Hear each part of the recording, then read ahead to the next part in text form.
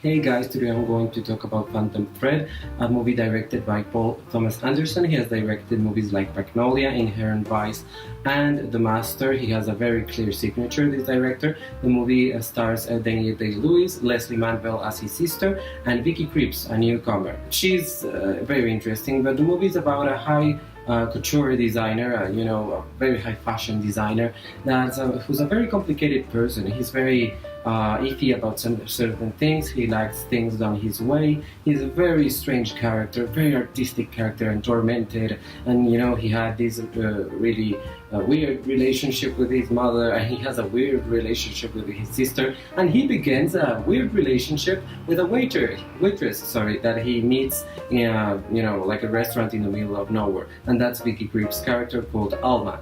Eventually, they really begin a relationship that goes everywhere a little bit, and it's a really interesting journey into many things actually. Not only love. I mean, love is kind of like one aspect, but it's really not the important aspect. I think this movie is about need. This movie is about needing someone, and also about how artists are and how artists behave and how and weaknesses. I mean, it's a very interesting analysis of what is an artist like, I think.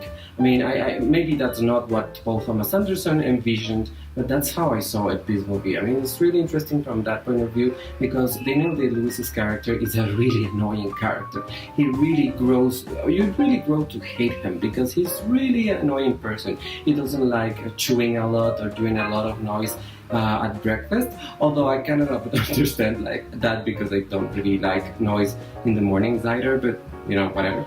But he has so many other things, like you have to walk a certain way in his home, and you have to do things a certain way at his work, and he doesn't. You cannot tell him things about it, that may upset him during dinner, breakfast, or in the mornings, because then all his day is ruined and he cannot do anything. I mean, he's a really complicated character.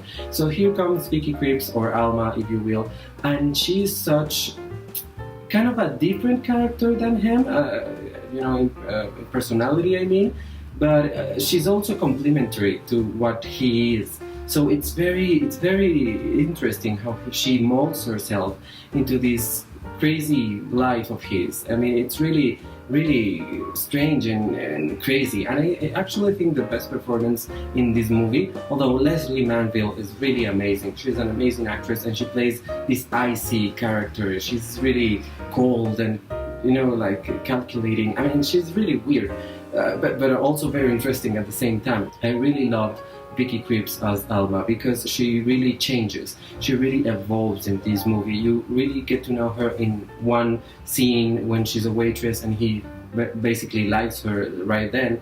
And then at the end, you're just seeing a whole other person. And maybe she's not another person. Maybe she just was hiding who she was, or maybe she blossomed with him or something like that. But it's really interesting how she actually changes. He doesn't really change that much. He's kind of stuck. And I love Daniel Day-Lewis. He's a really amazing two-time Academy Award-winning actor. But I don't think this is his best performance at all. I mean, he has done so much better before. So I really think this is the women's movie, to be honest. Vicky Krieps and Leslie Manville are just amazing. Another aspect of this movie that I really loved, because I thought I was the score, basically, because when I started watching the movie, I mean, the score was there. I mean, it's practically always there. And I was hearing it and I was like, okay, this has to be composed before the movie. I'm sure this was composed for another thing and they just used it here. No, every single part of the music of this movie was composed by someone, by Johnny Greenwood. I think it's his name. Greenwood. I'm sure his last name is Greenwood, but he's just amazing. The music is just so. I mean, this takes place in the 50s, and the music really molds itself into that time period. but it's also about other time periods and the mood of the people and the ambience of the whole thing. I mean, it's really an amazing thing to behold and to hear, and it really goes with the movie, and I really loved the score.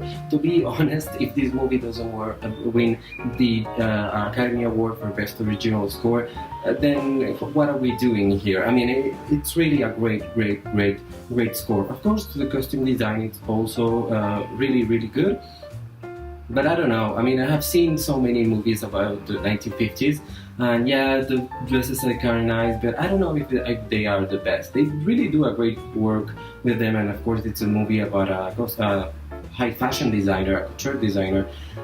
But I don't know if they are the best this year. I mean, Beauty and the Beast had really nice costumes, and to be honest, even Blade Runner or The Last Jedi or Wonder Woman had better costumes, arguably. So I don't know. I mean, they're fine. It's the same costume designer that The Artist. I don't know if you had seen that movie, but The Artist was a really good movie, and it really had a nice costume design. I don't know if this movie, this movie is also nominated for Best Director and Best Picture. It was a surprise in both categories. I don't think it's going to be winning either of those, to be honest. It was a surprise nominee for Leslie Manville in Best Supporting Actress. I don't think she's winning that either. And Daniel Day-Lewis is supposedly retiring after this movie. He's not going to do anything else. So his last nomination for this film is like a reward for his career, maybe. But I just really doubt that this is the last time we see Daniel Day-Lewis. I just cannot believe that. I think he's so young still. He's a young person, and he has this vibrance, and he's a really interesting actor, and I don't understand why he would retire. Maybe he has other interests, but I hope he doesn't, because he's really great. I mean, I didn't love him in this movie, but he's really great. This movie is really about relationships and about how crazy people are and how insane and how sane sometimes they are. It's an exploration also on the mind of people and how people relate to one another.